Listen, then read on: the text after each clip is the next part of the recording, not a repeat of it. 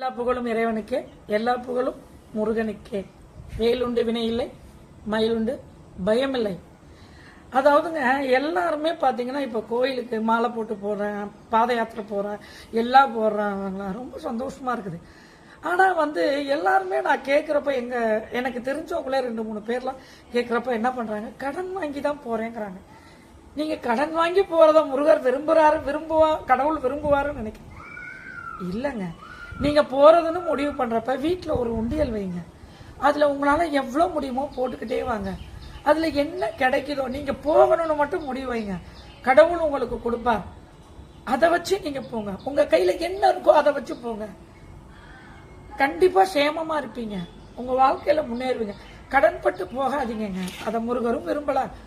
அது நல்லா இல்லைங்க. சரிங்களா? அந்த மாதிரி பண்ணுங்க.